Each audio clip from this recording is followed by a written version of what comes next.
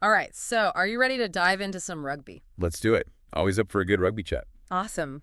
Today we're looking at the England team as they gear up for the 2025 Six Nations. And, well, you sent over a ton of articles, and the big story seems to be the captaincy change, right? Yeah, I'd say that's definitely the headline. A new captain, a new era, right? So Maro Itoje steps in, Jamie George steps out. Right. What's the deal there? Well, it's interesting, right? Yeah. Because it's not necessarily a reflection on how George performed as captain. Okay. More, I think, about Borthwick's vision for the team on the field. Yeah. Itoje, I mean, the guy's a machine. From what I've read, yeah, he's a beast. Over 80 test matches. Started most of them and only subbed off, twice in his entire international career? Wow, 80 test matches, I'd be calling for a substitute after the first half. He's just always there, leading the charge. So it's that kind of leadership by example, you think, that Borthwick is after? Yeah, definitely a factor. But, it's also a statement. What do you mean? It shows everyone, not just the team, that Borthwick wants a captain who's there, in the thick of it, for the whole game. Leading from the front, not the bench. Yeah, makes sense. And remember, Itoje's no stranger to leadership. He captained Saracens, played with England. It's like he's been groomed for this. Yeah, you can tell from his quotes that he's ready. He's embracing this. Totally. One article even called it a coming-of-age moment for him. But what about Jamie George? Right. I mean, why replace him if he was doing a good job? Well, like I said, no one's really saying he was a bad captain. It's more about Borthwick maybe wanting a different style, the different presence on the field. Okay. And maybe some consistency in the lineup. George was known to be subbed off mid-game sometimes, right? Yeah, and Borthwick seems pretty clear on wanting his captain out there the whole time. Exactly. Plus, you've got Luke Cowan-Dickey, who's looking really strong as a hooker. This could be Borthwick's way of giving him more game time, Makes sense. It's not a demotion for George. It's more like Borthwick shaping the team how he wants it. Exactly. It's like that phrase he uses, density of leaders. Yeah. This captaincy change really fits that philosophy, doesn't it? 100%. But what does density of leaders actually mean in terms of gameplay? Is it just a fancy way of saying they have a lot of experienced guys? Well, it's more than just experience. It's about empowering players. Yeah. To make decisions on the field, Okay. communicating well, taking ownership of their roles. So it's not about one person being the leader. It's about having leadership spread throughout the team. Okay, I like that. So it's less about hierarchy, more about having a bunch of guys who can step up when needed. Exactly.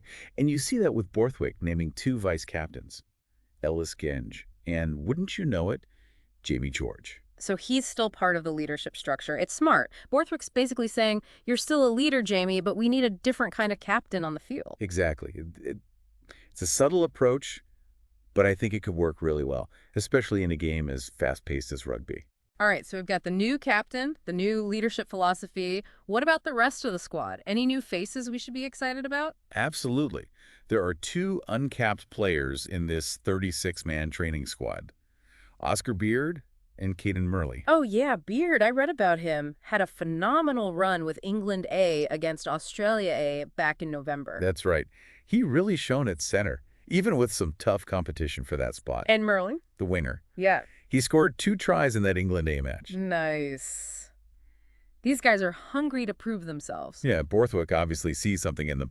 Bringing them into this squad, it's a bold move. Is this a tactical shakeup, too? It could be. These new players could signal some pretty interesting changes in how England approaches the game. Exciting. It's that unpredictable element with a new coach. Yeah. But let's face it, England's been on a bit of a rough streak lately. Yeah, those 5 straight losses were tough, and even that win against Japan wasn't exactly convincing. So is this it? The captaincy change, the new faces. Is this Borthwick's plan to get England back on track? I think it's safe to say he wants to inject some fresh energy, yeah. One article quoted him saying, this squad brings something unique to the table. He's not just copying the past, he's building something new. A fresh start. Exactly. And what better way to signal that than a new captain? But speaking of challenges, let's talk about the Six Nations. That schedule is brutal, starting with Ireland in Dublin. Oh, tell me about it. First match against the defending champions on their home turf. Trial by fire. Then France at home, Yeah. Scotland at home, Italy at home, and finishing with Wales away. Not a single easy game in there. Nope. New captains, new approach, some exciting new players, and the toughest schedule imaginable. What's your prediction? Can they pull it off? Honestly, if they can steal that first win against Ireland. Wow. That would send a message. It would be huge. But it all comes down to Itoje, really. Yeah. Can he inspire this team? Yeah. Can he get them playing to their full potential? That first match is crucial. It could set the tone for the whole tournament. For sure. But you know what? Yeah. I have a good feeling about this. I think there's a new energy, a new focus. This is going to be good. I hope you're right. I'm ready for some exciting rugby. So we've talked about Itoje taking the reins and those exciting new additions to the squad. But to really understand England's chances, I guess we have to look at the team itself, right? Right. Their strengths and weaknesses and how those new guys might fit in. Where do we even begin? Well, you can't talk about English rugby without talking about the forwards. True. And this squad, it's packed. Oh, yeah. Yeah, you've got Ellis Genge, Jamie George, Will Stewart. Big names. These guys are like a force of nature in the scrum. Okay, hold on, Scrum. Yeah. I'm not sure everyone spent their weekends on the rugby pitch, so break that down for us. Sure. Imagine, like, the most intense shoving match you can, Okay. but with 8 massive guys on each side, all locked together, pushing with everything they've got to win the ball. So basically organized chaos. Pretty much. Strength and technique are key. Mm. And these guys, they've mastered it. All right, so they're the masters of chaos. Yeah. But it's not just about pushing, right? No, not at all. These guys are incredible ball carriers, too. What does that mean? It means they can gain serious ground every time they run with the ball. Take Genge, for example. Yeah. The guy's a human battering ram. I can see why Borthwick wants those leaders all over the field, like he keeps saying. Right. You need guys who can think on their feet in the middle of all that. Absolutely. And it's not just the front row either.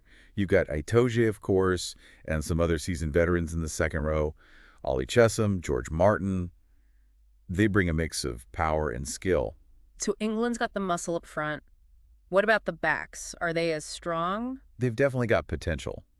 There's a good balance of experience and, some youthful energy. Yeah. You've got Owen Farrell, Henry Slade, Marcus Smith in the midfield.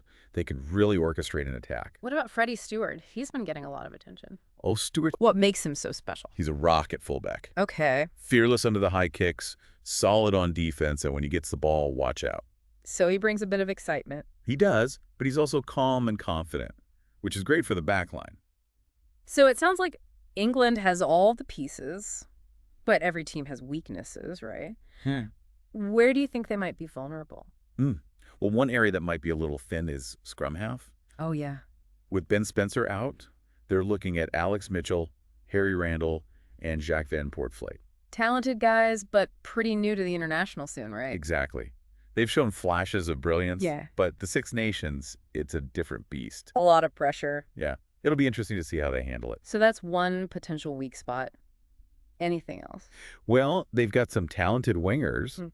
but they haven't been scoring a ton of tries at this level. So turning that forward pressure into points, that could be a challenge. So finding the end zone, that's key. Can't win if you don't score. But let's zoom out a bit.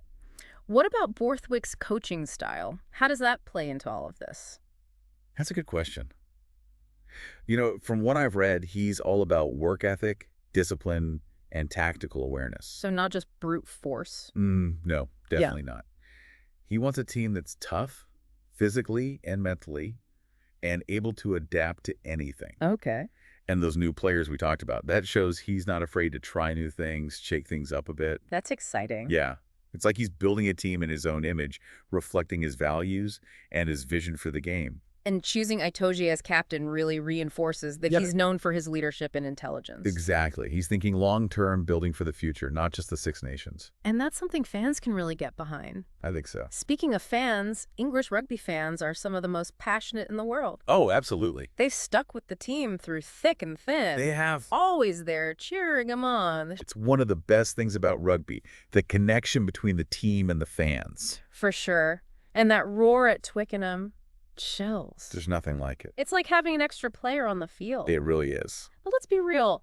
Those fans are hungry for a trophy. They are. They want to see England back on top. They want to see that winning tradition continue. You can feel that energy building, that hope. Definitely. Everyone's wondering, is this the year England makes a comeback? So much is riding on this tournament. It all comes down to execution, doesn't it? Yeah. Can they turn potential into results? Can they handle the pressure? Can Itoje lead them to victory? And big questions. The big question. But no matter what, this is going to be a Six Nations we won't forget. I agree. And as we watch it all unfold, let's keep in mind everything we've talked about. That is. This new captain, this new approach. It's a new era for English rugby. And it's exciting. It is. But there's another big event on the horizon, isn't there? The 2025 British and Irish Lions tour to Australia. Oh, yeah, the Lions tour. How does that factor into all of this? I mean, the Lions tour, it's like the ultimate goal for any rugby player in Britain and Ireland. Yeah, it really is. To get that call, to wear that jersey, it's the peak of your career. And there are a lot of guys in this England squad who could be in the running, right? Oh, absolutely. You've got Itoje, the Curry brothers, Stewart, Farrell, Smith. They're all potential Lions. Yeah. And they know the Six Nations, it's like a giant trial for that tour. Yeah. Every match, every decision they make, the coaches are going to be watching. Looking for those players who can handle the pressure, who are consistent, you know. Exactly. It's about proving you can play at the highest level against the best in the world. So it's not just about England winning. It's about individual players showing what they're made of. Yeah, the stakes are high. Talk about pressure. And don't forget about Borthwick. Yeah. Some people are saying if England performs well in the Six Nations, he could even be a contender for the Lions coaching job. Wow, that would be amazing. To lead England to a Six Nations title and then coach the Lions. Talk about a dream scenario. It would be incredible. But I guess for now, his focus has got to be on England and this Six Nations challenge. Right. One step at a time. It's a huge challenge, that's for sure. Yeah, every match is going to be a battle. But that's what makes the Six Nations so special, right? The intensity, the rivalries, the history. It's unlike any other tournament in the world. And for England, there's that added weight of expectation. They haven't won since 2020. The fans are hungry for another title. You can feel that energy, you know? Definitely. It's building. Everyone's asking, is this the year England gets back on top? So much writing on this tournament. It all comes down to execution, right? Can they deliver? Can they handle the pressure? Can Itoje lead them to victory? Big questions. Big questions. But no matter what, this is going to be a Six Nations for the books. As we watch it unfold, let's remember what we've talked about. Yeah. The captaincy change, this new approach, it's all part of a bigger picture. A new era for English rugby. Borthwick is building a team that's not afraid to push boundaries, to empower players to think differently. It's exciting. It really is. And win or lose, it's going to be fascinating to see how this team grows, what they achieve. That's the beauty of sport, isn't it? Yeah. It's more than just the final score. It's the journey, the ups and downs, the moments that stay with you. This deep dive has been fantastic. I can't wait to see how it all plays out. Me too. It's going to be a wild ride. Buckle up, enjoy the Six Nations, and hey, maybe we'll be celebrating an England Grand Slam in a couple of months. That would be amazing. Thanks for joining us on this deep dive. Until next time, keep exploring, keep learning, and keep that passion for the game alive. Absolutely.